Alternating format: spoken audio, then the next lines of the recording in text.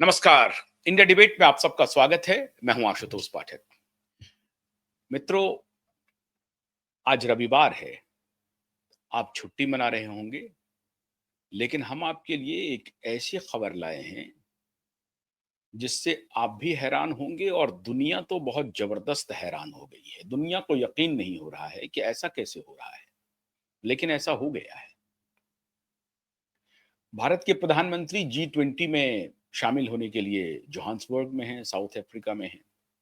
और south Africa में ऐसा क्या कुछ हो गया जो पूरी दुनिया के माथे पर पसीना आना शुरू हो गया, और खास तौर से डोनाल्ड ट्रंप के ऊपर। आना तो माननीय डोनाल्ड ट्रंप को भी था, रूस के राष्ट्रपति व्लादिमीर पुतिन को भी था, लेकिन दोनों नहीं आए। पुतिन के नहीं आने का अपना कारण था और डोनाल्ड ट्रंप के नहीं आने के बहुत सारे कारण हैं, बहुत सारे कारण हैं। अब ये लुका छुपी का खेल चल रहा है। डोनाल्ड ट्रंप क्यों नहीं आए साउथ अफ्रीका में, वो किस चीज का विरोध कर रहे हैं, और अगर वो आते तो आमना सामना होता मोदी से। और मोदी से दो मौकों पर वो मिल नहीं सके। मोदी को आमंत्रित भी कर रहे थे, शर्म अल शेख में, मिस्र में और कुआलालंपुर में, लेकिन दोनों जगह मोदी नहीं गए। आमंत्रण था डोनाल्ड ट्रंप की तरफ से, लेकिन मोदी नहीं गए। साउथ अफ्रीका में संभावना थी कि मोदी जाएंगे, मोदी जा रहे हैं। इसके पहले G20 का जो सम्मेलन हुआ था, वो भारत की राजधानी नई दिल्ली में हुआ था। भारत मंडपम का एक प्रकार से आगाज भी हुआ, और भारत की राजधानी दिल्ली में G20 का सम्मेलन हुआ, और उसमें साउथ अफ्रीका को एक नए संघ में शामिल किया गया। और ग्लोबल साउथ को जिस तरह से मजबूत करने की बात प्रधानमंत्री मोदी कर रहे हैं, उन्होंने उसको एक प्रकार से अंजाम दे भी दिया। बहुत बड़ी बात हो गई है G20 में। एक बात नहीं हुई है, कई बात हुई है। ठाकरे के लिए भी संकेत है कुछ, वो भी मैं बताऊंगा। महाराष्ट्र के जो ठाकरे हैं, उनके लिए भी एक संकेत है। क्या संकेत है G20 में, वो भी मैं बताऊंगा। लेकिन पहले डोनाल्ड ट्रंप के लिए संकेत है और बाकी दुनिया के लिए संकेत है। डोनाल्ड ट्रंप क्यों लुका छुपी का खेल खेल रहे हैं? डोनाल्ड ट्रंप ने पहले कहा कि साउथ अफ्रीका वहां के श्वेत किसानों के साथ भेदभाव कर रहा है, ये ठीक नहीं है, उसके विरोध में हम G20 नहीं जाएंगे। ठीक है, लेकिन असली खेल दूसरा है।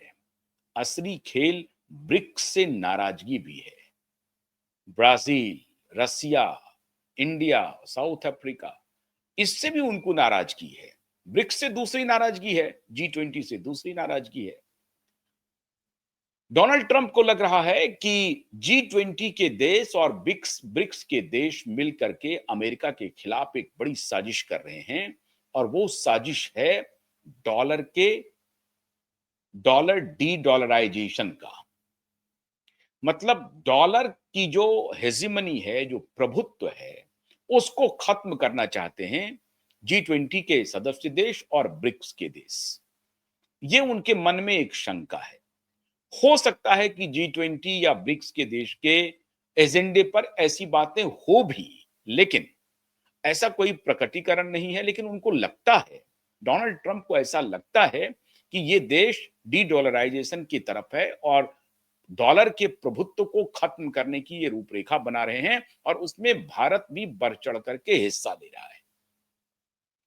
लेकिन ये सारी बातें एक शंका के तहत है। साउथ अफ्रीका में श्वेत किसानों को लेकर के जो मुद्दे डोनाल्ड ट्रंप ने उठाए हैं, उसमें हो सकता है कि थोड़ी बहुत सच्चाई भी हो, लेकिन ये एक कारण नहीं हो सकता है कि G20 में हम नहीं जाएंगे। व्लादिमीर पुतिन के नहीं जाने का एक बहुत ही बड़ा कारण है।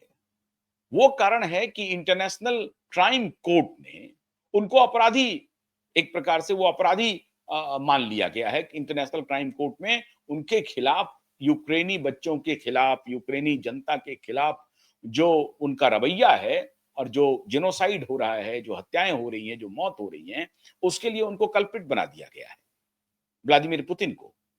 तो ये शंका थी कि व्लादिमीर पुतिन अगर साउथ अफ्रीका की धरती पर लैंड करेंगे, तो उन्हें इंटरनेशनल क्राइम कोर्ट के आदेश के तहत उन्हें गिरफ्तार कर लिया जाएगा। ये भी हो सकता है। खैर, लेकिन व्लादिमीर पुतिन नहीं गए।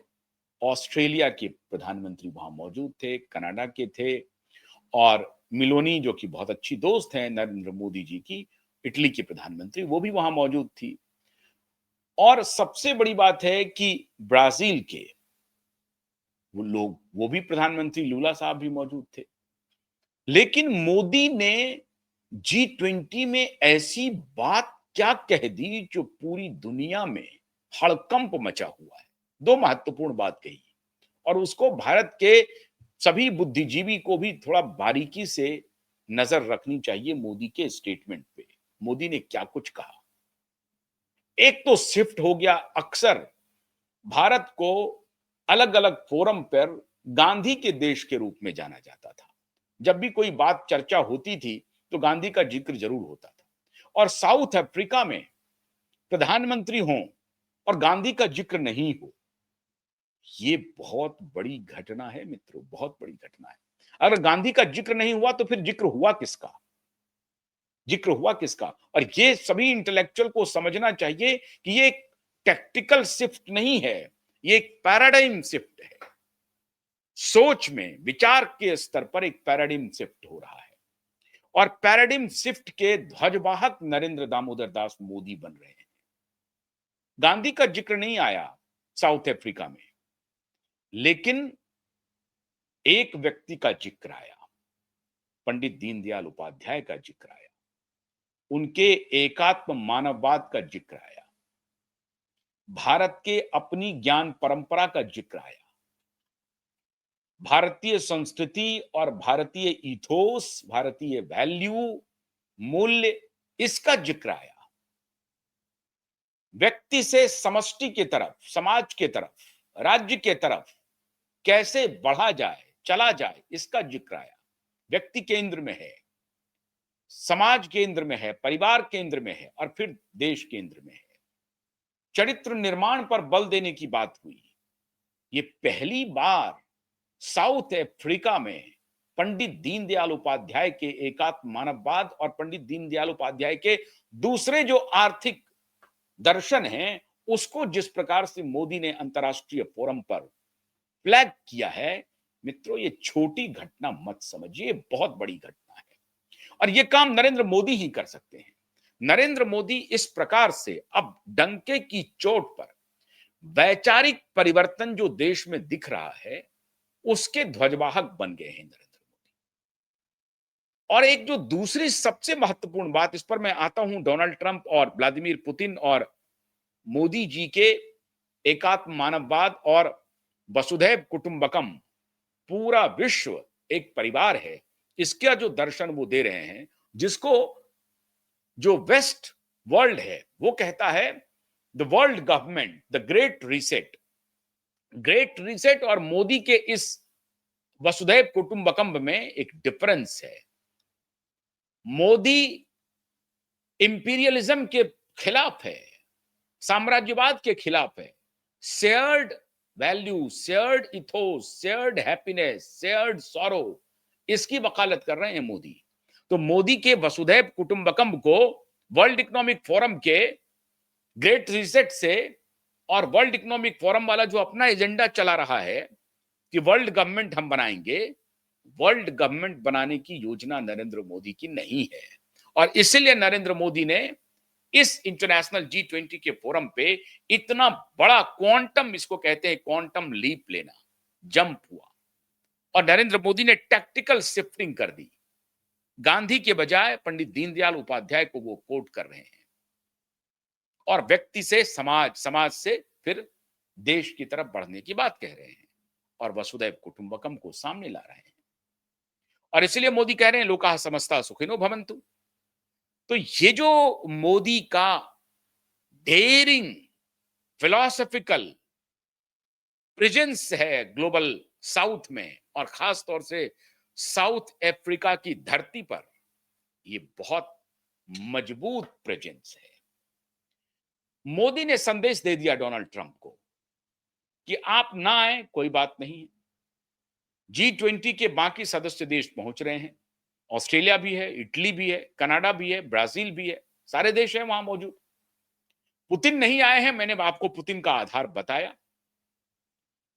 हालांकि अगर वो आते तो कोई जरूरी नहीं है कि पुतिन की गिरफ्तारी हो जाती, लेकिन ये एक आधार बना हुआ है। अगर नहीं गिरफ्तारी होती तो सवाल बनता, बहुत बड़ा सवाल बनता कि पुतिन के खिलाफ इंटरनेशनल क्राइम कोर्ट ने जो ऑर्डर किया है कि भाई उनको गिरफ्तार किया जाए, और ये एकांगी ऑर्डर है, ये वेस्ट की फिलॉसफी है। वेस्ट जिसे कहता है उसे कल्पित घोषित कर देता है। ये वेस्ट का अपना इनका वर्डिक्ट होता है। ये खुद ही वकील हैं, खुद ही जज हैं, तो अपने तरीके से उन्होंने व्लादिमीर पुतिन को वॉर क्रिमिनल घोषित कर दिया है, अपराधी मान दिया है, बच्चों के की हत्या का अपराधी माना है, यूक्रेनी बच्चों की हत्या का अपराधी माना है, मासूमों की हत्या का अपराधी माना है। तो अगर व्लादिमीर पुतिन साउथ अफ्रीका की धरती पर लैंड करते तो उनकी गिरफ्तारी हो सकती थी। इसलिए व्लादिमीर पुतिन संभवतः नहीं गए होंगे। होती कि नहीं होती आप ये कहना मुश्किल है, लेकिन ये शंका जरूर थी, ये कुछ भी कर सकते हैं। लेकिन डोनाल्ड ट्रंप के G20 में शामिल नहीं होने का एकमात्र कारण है, और वो कारण है कि डॉलर डी डॉलराइजेशन का जो मामला है, ये डोनाल्ड ट्रंप को सोने नहीं दे रहा है। देखिए, रसिया और चाइना ने डॉलर की हेजेमनी को काफी हद तक कम कर दिया है। रसिया ने तो अपने तरीके से काम करना शुरू कर दिया, सब कुछ वो रूबल में काम कर रहा है। रसिया का सब कुछ जो ट्रेडिंग हो रहा है वो रूबल में हो रहा है, डॉलर बंद है उनकी तरफ से। अगर यूरोपियन कंट्रीज को कुछ खरीदना है तो वो रूबल में पे करे। भारत के भी सौदे हो रहे हैं उनके साथ, तो उसमें भी डॉलर बहुत महत्वपूर्ण भूमिका नहीं निभा रही है। इसलिए अमेरिका को डर है अगर कि डॉलर का की जो वैल्यू है, डॉलर की जो प्रभुत्व है, अगर वो वर्ल्ड इकोनॉमी से गायब हो गया तो क्या होगा। और इसीलिए पहली बार डोनाल्ड ट्रंप बैकफुट पर आए हैं, और अब वो भारत से निगोशिएशन कर रहे हैं। टैरिफ तो कम हो ही गया है, निगोशिएशन के टेबल पर आ गए हैं। वो प्रधानमंत्री की अब सराहना कर रहे हैं, और दूसरी तरफ मोदी दहाड़ रहे हैं इंटरनेशनल मंच पे जाकर के। संघाई जब गए तो हमने आपको बताया था कि कैसे मोदी की जान खतरे में थी, वहां पर वो शंका थी, लेकिन पुतिन ने काफी हद तक मोदी की जान की रक्षा की, और उसमें चाइनीज प्रीमियर का भी योगदान समझिए, वो भी चाक चौबंद हो गए थे। लेकिन जो इंटरनेशनल डीप स्टेट का जो माफिया है वो मोदी की जान के पीछे लगा हुआ है। तो साउथ अफ्रीका में भी मोदी चौकन्ने हैं, भारत की खुफिया एजेंसी चौकन्नी है।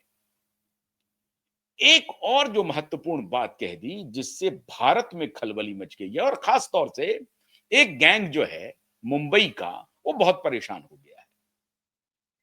मोदी ने कहा कि कोई समझौता नहीं हो सकता है टेरर और ड्रग कार्टेल पर।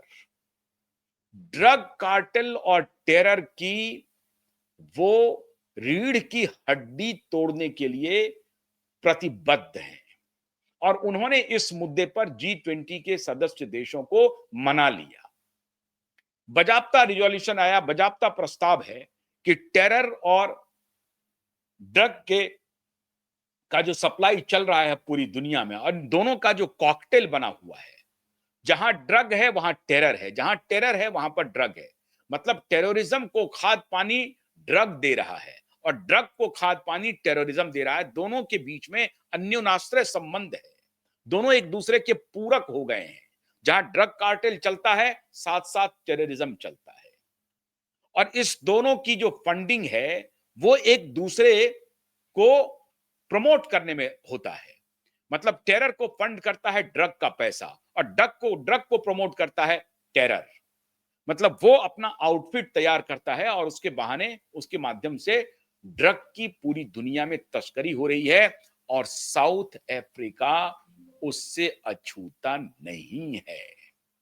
साउथ अफ्रीका के बहुत सारे देश, बहुत सारे शहर ड्रग का बहुत बड़ा ठिकाना है, और इसीलिए मोदी ने साउथ अफ्रीका की धरती पर इस ड्रग कार्टेल पर हमला बोला है।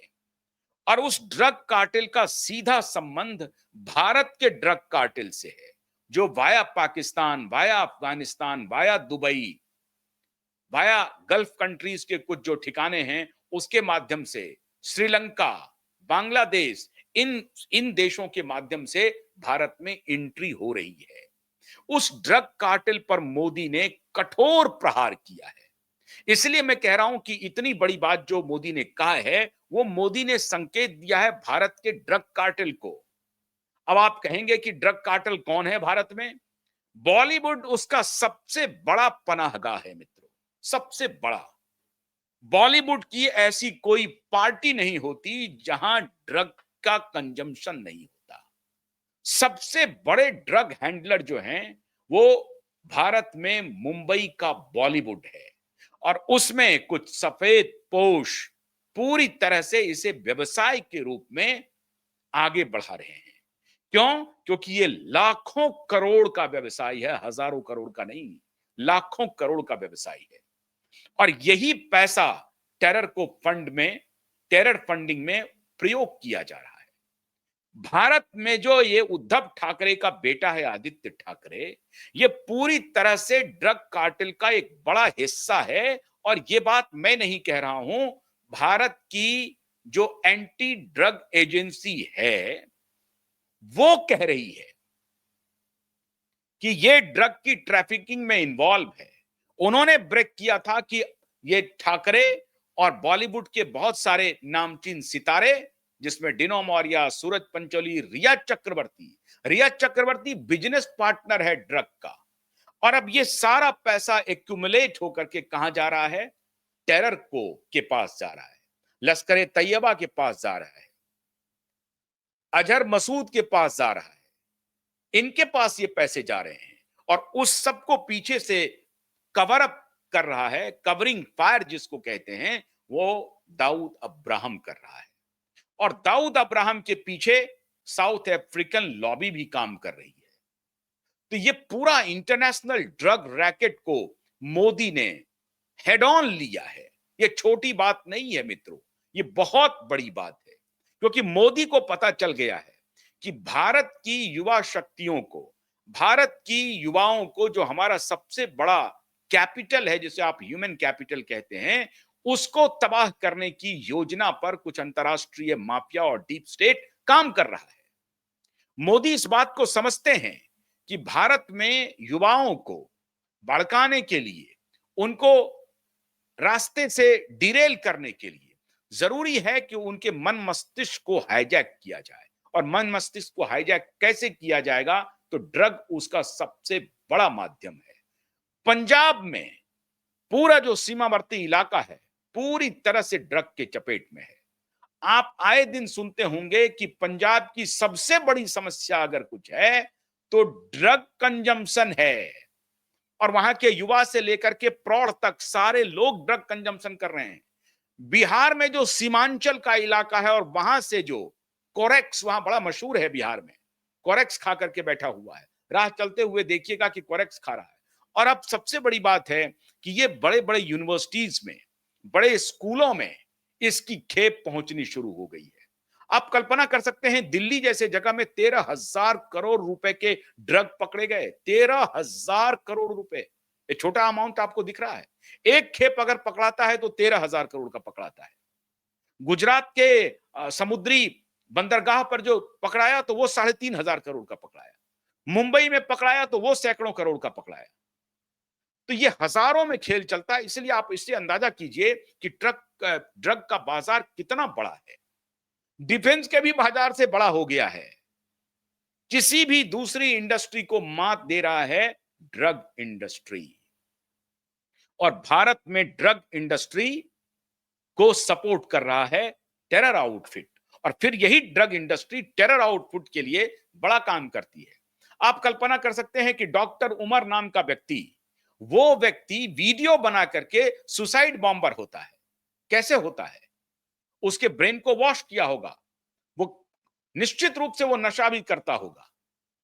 और नशे में आप जब लोगों को ले आते हैं उसके बाद आप उसको ब्रेन वॉश करने में बड़ी आसानी होती है। तो ये जो पूरा ट्रेल है, भारत से लेकर अफ्रीका तक, अमेरिका तक, पूरी दुनिया में, इंग्लैंड इससे अछूता नहीं है, अमेरिका इससे अछूता नहीं है, साउथ अफ्रीका, ऑस्ट्रेलिया इससे अछूता नहीं है। पाकिस्तान तो फैक्ट्री है, बांग्लादेश तो ड्रग की फैक्ट्री है। श्रीलंका ड्रग की फैक्ट्री है, नेपाल में भी वही काम चल रहा है।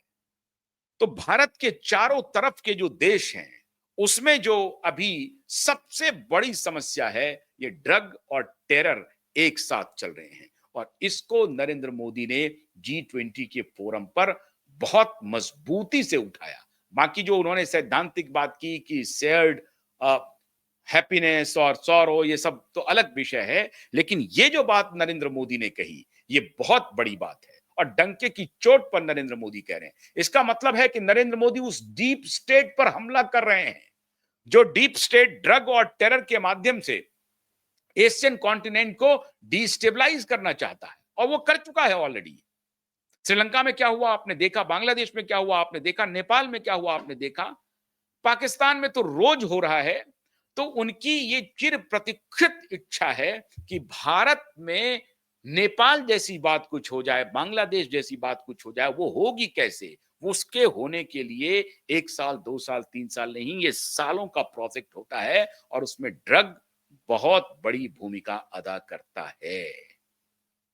इसलिए आप इसे छोटी घटना मत मानिए। ड्रग और टेरर के रीढ़ पर जो मोदी ने वॉर किया है, ये बिल्कुल छोटी घटना नहीं है।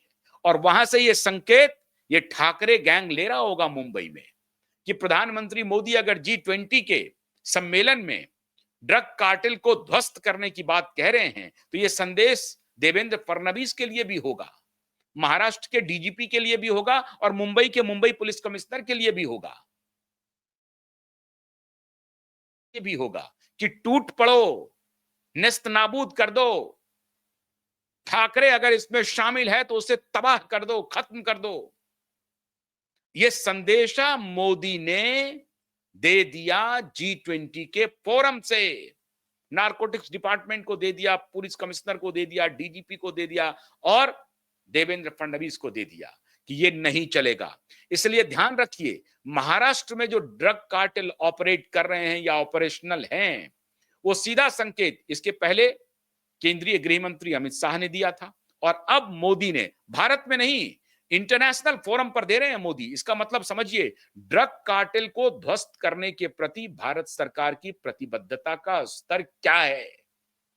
ये इस बात की तरफ संकेत कर रहा है कि ड्रग कार्टेल को पूरी तरह से नेस्तनाबूद करने के लिए भारत सरकार कितनी प्रतिबद्ध है।